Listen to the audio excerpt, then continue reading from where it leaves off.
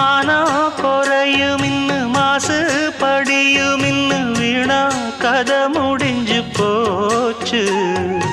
ஈசான மூலையில லேசான பள்ளி சத்தம் மாமன் பேர சொல்லி பேசுது.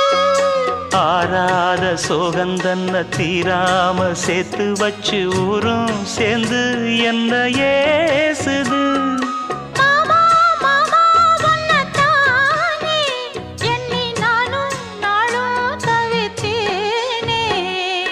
கூண்டுக்குள்ள என்ன வச்சு கூடி நின்ன ஊற விட்டு கூண்டுக்குள்ள போனதென்ன கோலக்கிளியே.